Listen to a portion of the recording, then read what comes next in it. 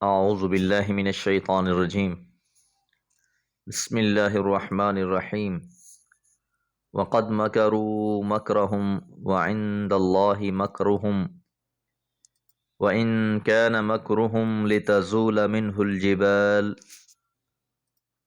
فلا تحسبن الله مخلف وعده رسله إن الله عزيز ذو انتقام یوم تبدل الارض غیر الارض والسماوات وبرزوا للہ الواحد القہار۔ سورہ ابراہیم آیات 46 سے 48۔ وقد مکروا، اور انہوں نے چالیں چلیں، مکرہم، اپنی چالیں۔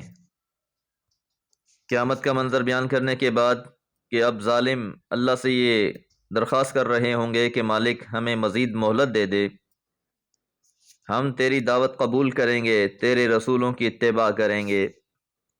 یہ اس سے پہلے کیا کرتے رہے اس بارے میں بیان فرمایا کہ ان لوگوں نے تو ایسی ایسی چالیں چلی دنیا میں کہ حتی الامکان اللہ کے دین کو روکنے کی کوشش کی۔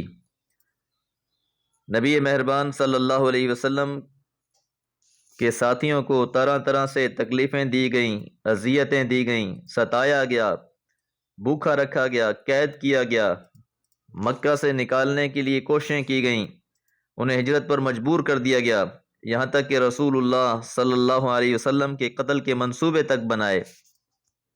تو اپنی طرف سے جو کچھ یہ کر سکتے تھے انہوں نے کیا۔ تو اب جو انہوں نے چالیں چلی تھی وَعِندَ اللَّهِ مَكْرُهُمْ، تو اللہ کے پاس ان کی چالیں محفوظ ہیں، ان کے سارے کرتوت، ان کے سارے ارادے، ان کے سارے کارنامے اللہ کے پاس لکھے ہوئے ہیں۔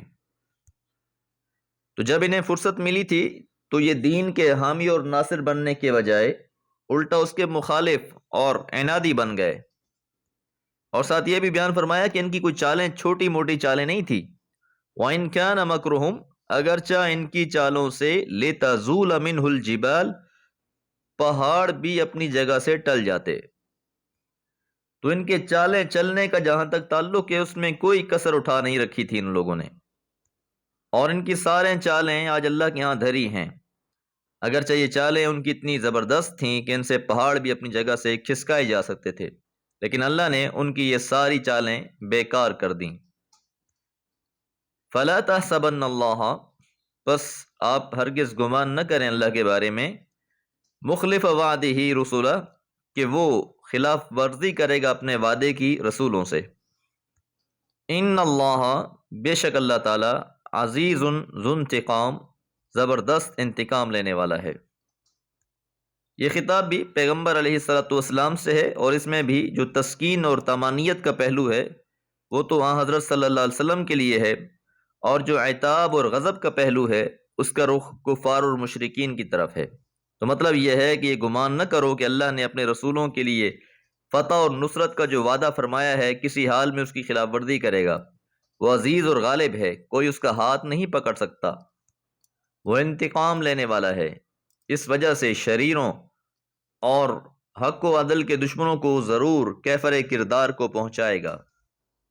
کچھ تو سزائیں ان کافروں کو اس دنیا میں ہی مل گئیں، اور آخرت میں بھی ان کے لیے بڑا عذاب ہے۔ یوم، اس دن، تبدل الارض، بدل دیا جائے گا زمین کو، غیر الارض، دوسری زمین سے، والسماوات، اور آسمانوں کو بھی، وبرزوا للہ، اور وہ پیش ہوں گے اللہ کے لیے، الواحد القہار، جو واحد اور قہار ہے۔ قہار کا معنی تنہا، اور ایسا تنہا کہ جو سب پر اپنا کنٹرول رکھنے والا ہو، دوسروں کی مدد اور اعانت سے بالکل مستغنی ہو، اپنے معاملات میں کسی کا ذرہ بھی محتاج نہ ہو، کسی کی مجال نہیں کہ اس کے قابو سے باہر نکل سکتا ہو۔ تو اللہ اکیلا بھی ہے اور قہار بھی ہے، ہر چیز اس کی قبضہ قدرت میں ہے۔ روز قیامت اس زمین کو بدل دیا جائے گا، ایک چٹیل میدان بنا دیا جائے گا، یہ پہاڑ، یہ گھر، یہ جنگل سب ختم کر دیے جائیں گے، اس زمین کو میدان حشر بنا دیا جائے گا، اور تمام کے تمام لوگ اللہ واحد القہار کے سامنے پیش کر دیے جائیں گے۔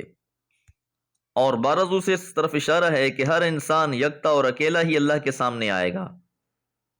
نہ اس کا کوئی حامی اور مددگار ہوگا اور نہ کوئی شفیع اور سفارشی ہوگا، بس ہر ایک کی ذات ہوگی اور اس کے اعمال ہوں گے۔ کوئی سہارا نہیں ہوگا سوائے اللہ تعالیٰ کے، اور اللہ بھی صرف انہی کا سہارا بنیں گے جو دنیا میں اللہ کو اپنا سہارا مانتے ہیں۔ اللہم حاسبنا حسابا یسیرا وما علی الا البلاغ۔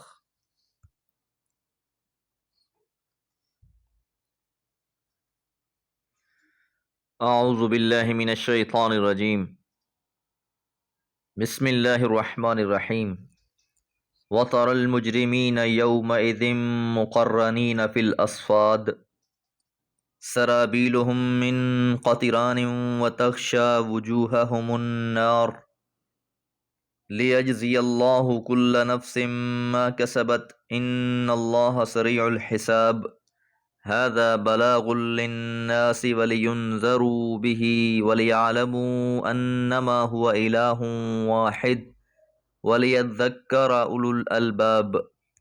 سورہ ابراہیم آیات 49 سے 52، اور انہی آیات پر سورہ کا اختتام ہوتا ہے۔ جہنم کا ایک اور منظر پیش کیا جا رہا ہے، وَتَرَى الْمُجْرِمِينَ، اور آپ دیکھیں گے مجرموں کو، یومئذٍ، اس دن، مقرنین فی الاسفاد، مقرنین جگڑے ہوئے ہوں گے، فی الاسفاد زنجیروں میں۔ تو یہ زنجیریں ان کے لیے عذاب بھی ہوں گی اور ذلت و رسوائی کا سبب بھی۔ جس طرح دنیا میں ہم کسی کے ہاتھ میں ہتھکڑی لگی دیکھتے ہیں تو سمجھ جاتے ہیں کہ یہ شخص مجرم ہے، تو ایسا ہی روز قیامت ان لوگوں کو زنجیروں میں جگڑ کے لایا جائے گا۔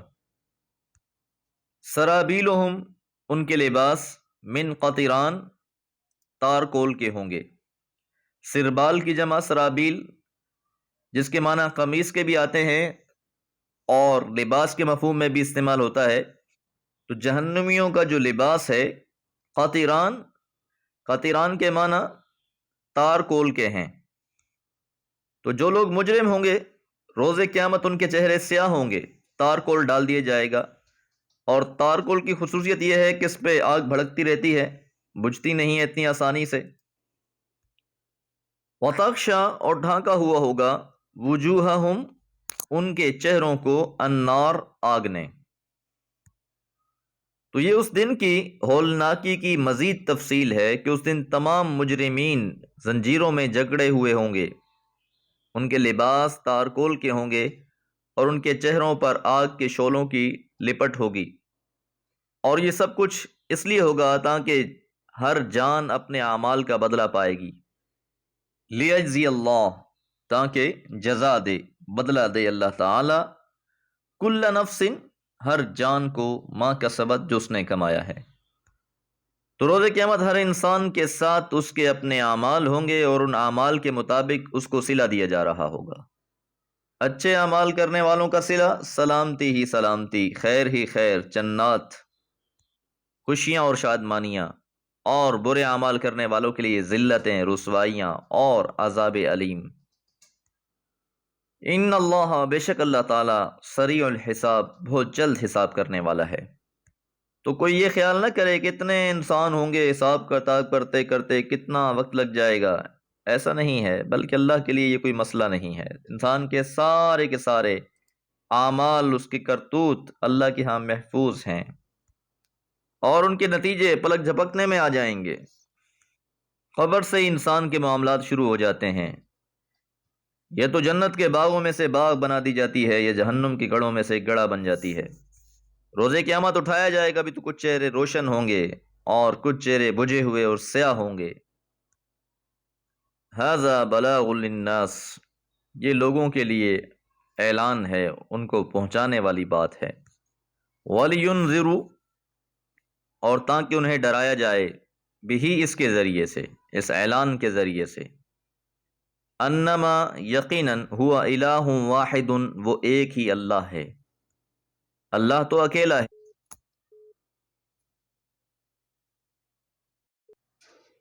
یکتا ہے۔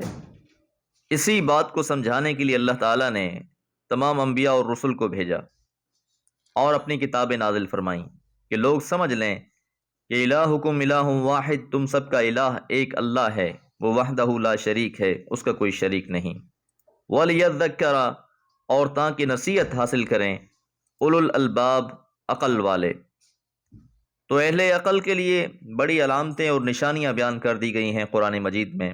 جو شخص بھی اسے پڑھے گا وہ نصیحت حاصل کر لے گا، وہ اپنے آپ کو سدھار سکتا ہے، اس کی روشنی سے اپنی زندگی کو منور کر سکتا ہے اور اپنا حقیقی مستقبل سنوار سکتا ہے۔ اور جو اس کتاب سے منہ پھیرے گا، اعراض کرے گا، تو یقینی بات ہے کہ اس نے اپنے آپ کو اندھیروں کی طرف دھکیل دیا، اور یہ اندھیرے اس کے مستقبل کو بھی تاریک کر دیں گے۔ اللہ تعالیٰ سے دعا ہے اللہ تعالیٰ فلسفہ آخرت کو سمجھ کر ہمیں اپنی عاقبت سنوارنے کی توفیق عطا فرمائے۔ وما علیہ الا البلاغ۔